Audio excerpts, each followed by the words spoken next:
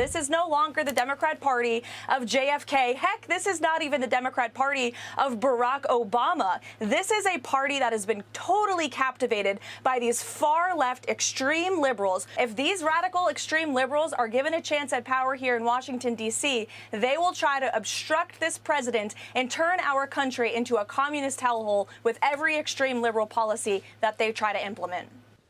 The socialist wing of the Democratic Party poised to extend its winning streak today in swing state Wisconsin, whether the party establishment likes it or not. Welcome to the Big Money Show. I'm Brian Bremberg, along with my co-hosts David Asman, Lydia Hu, Jackie DeAngelis, and with us for the hour, Fox Business senior correspondent Charlie Gasparino. Welcome, sir. Good to see you. Thanks for having me.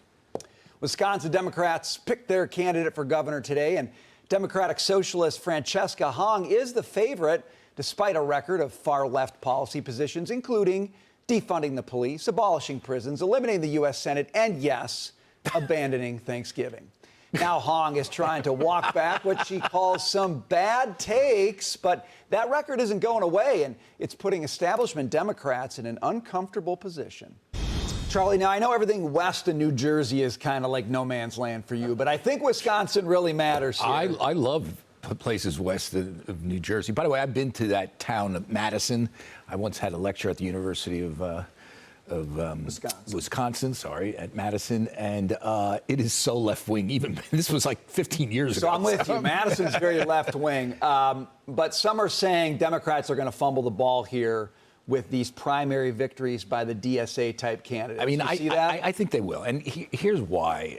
I mean, it's just such an overreach. If they just elected Amy Klobuchar types, they would clean house, because based on the president's approval ratings, the fact that it's an off-year election, it's just everything's in their favor. You just have to have someone somewhat normal that eats with a fork and knife, so to speak, and you might be able to Amy Klobuchar is famous for eating her salad with a comb once, so that's true. That's true. So I'm just saying, it might not take a fork and knife, but please continue. You corrected me. Continue. I rarely sort of tout the competition, but Andrew Kaczynski over at CNN has this fascinating story about deleted social media posts by Abdul El Sayed, the Senate candidate from neighboring Michigan, and it is so nuts. It is so out there. It's literally in line with her. I just don't see how mainstream Democrats are going to vote for that. It's about anti-Israel, about anti-white. By the way, this is a guy that says football is like toxically masculine. Right. God knows what he thinks about boxing, which I used to do. we won't ask him that. But Jackie, they're trying to the backpedal here. Mm-hmm. Hong is sort of trying to walk back and saying that she had some bad takes. Right. Okay. Bad taste or bad take? And there's a big tent, so that's okay. And AOC is kind of saying, well, woke 1.0 was crazy, but we're not in that world anymore. So I think even they recognize some of what they said can't work. Absolutely. Do you think that kind of walk back is going to work? Is it going to work with voters? It's a good question. It's certainly not going to work with me, but I don't have a vote in the Democrat primary for governor in Wisconsin. So we'll see what happens. That is one of the most extreme of the extremely tight swing states there are in the country. So we'll see how Democrats there feel about this. But you can't go put your feelings out on social media, verbalize them, and then do a 180 when you realize that that's maybe not what's going to get you elected. And that is all that is happening here. She hated Thanksgiving. Now she loves Thanksgiving. She wanted to abolish the Senate, defund the police, rip up the Constitution, pack the courts. She doesn't want to do any of that anymore. She's more reasonable now. She's grown, Brian. Right. She's grown, okay? Yes. And the woke one thing with AOC, everybody's sort of laughing about it like it's a joke, and she's laughing about it, but it's not funny at all. She's thinking about presidential aspirations and realizing that this messaging doesn't go wide in this country, and it doesn't resonate with the larger swath of people. And so she's changing her tune now so that people can say, oh, well, see, she learned and she grew, and here we are. But, was it Maya Angelou who said, when people show you who they are, believe them? And when you put it out there and you put it in writing, in politics, I don't really think you have an opportunity to do a 180 when it's time for an election that will benefit you. And here's how crazy these people are. I didn't know this guy really until now, this Hasan Piker. Okay. Have you ever just spend 5 minutes? We're going to talk about it. But my point is this. They all associate with him. So, Charlie. Every one of them. Charlie, you're the best. You just gave me I'm bringing Hasan Piker into the stew here. Let's get to it. If you don't know the name, bring him into the you studio. will soon. He's a socialist streamer who may be one of the most influential voices on the Democratic far left. He is no longer on the fringe. He's going mainstream with a glowing profile in Rolling Stone magazine. In it, he defends his claims that Hamas is 1,000 times better than Israel, calling the comment intentionally provocative. He's been outspoken in his admiration for communist China, so much so that even his own mom described his love of China as outlandish. Lydia, I'm coming your way on this. Charlie brought it up. Hasan Piker, the key is he's not on the fringe. Like, he matters. The Senate candidate in Michigan, El Sayed, campaigned with Piker. He saw him as a way to win the race. What do you make of that? I think it's real trouble. I think the platform that Hasan Piker has built and the following that he has is a real problem for America, not for the Democrat Party, not for Republicans, but for America at large. You know it's a problem when your own mother is distancing herself from you and your ideas over his love and affection and admiration for the Communist Party of China. I think a great question for Hasan Piker is, whatever happened to the man in 1989 that stood in Tiananmen Square before the tank?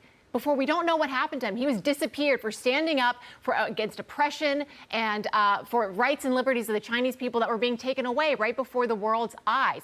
No one knows what happened to that man. No one can confidently tell you whether he was executed or imprisoned, because China just disappears people. And Hasan Piker is out here telling us that China is the roadmap, a way of the future. People got to hold him to account and ask him some tough questions like that. The other problem I would say is that he has got young people enchanted. There was a local article from Michigan State when he appeared alongside the Senate candidate in Michigan a couple of months ago. And most of the students at Michigan State said they came not to hear from the candidates.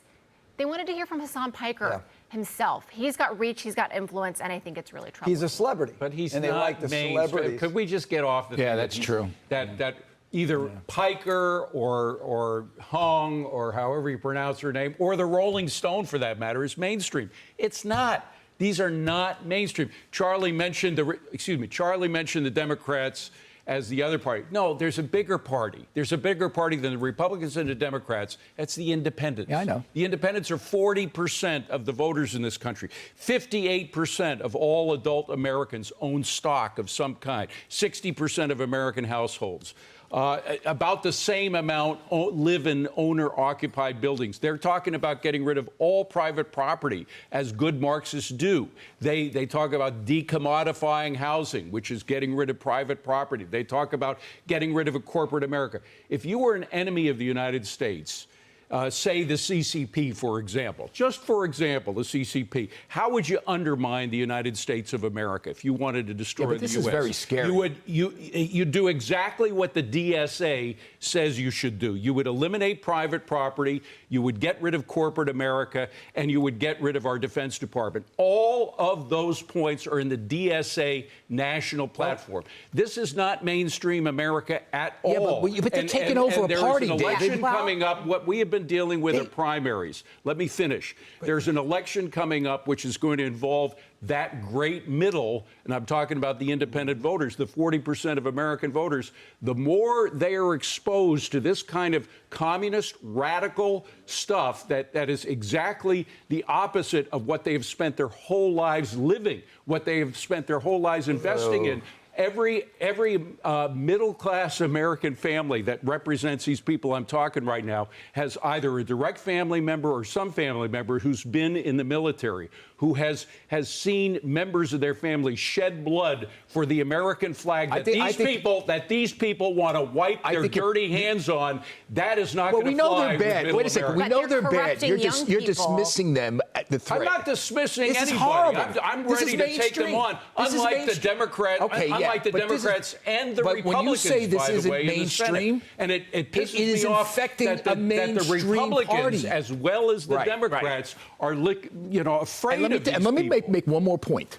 You think there's that much difference between Hasan Piker, his policy standpoints, and much of the stuff that Kamala Harris said. Think about it. She's not saying it the way that he said it. But and that's she's the thing. endorsing, you go down the line, much of the same stuff.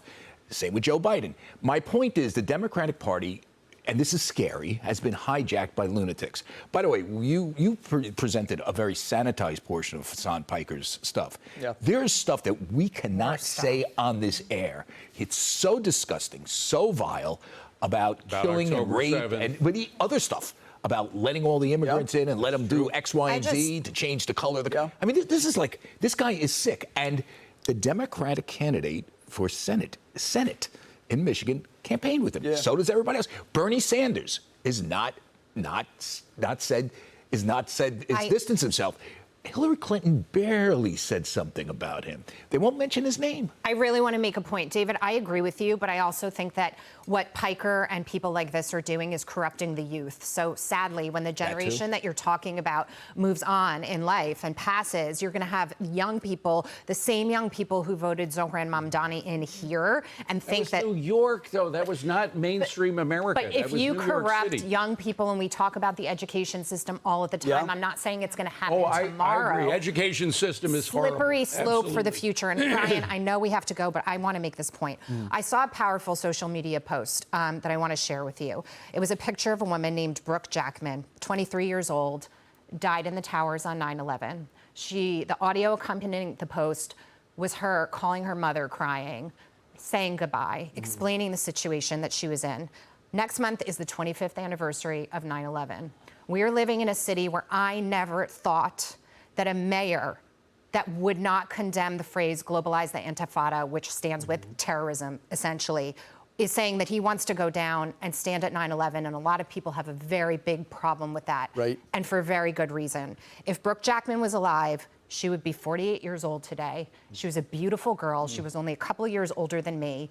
And it brings you back to that moment where you remember where you were and what happened in this city. And at that time, David, I never thought I would see this. And here we are. Yeah. So it happens incrementally, and that's why we can't totally dismiss this. Now, yes, the country, if you went down the line or everything Piker stands for, the country or El Said, which we're going to find out a lot more, probably be like, nah. But if you look at the Democratic platform, which almost beat Trump.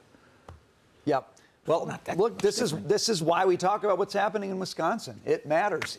You have the vote because people have a choice. And The general in November is going to be key. If they lose big time, then the Democrats have got to totally recalibrate. If they don't, then maybe I'm with you in thinking that this is more of a threat. Right now, I'm betting on the American middle, which is huge still and is totally invested in exactly what these people are against. All right, place your bets.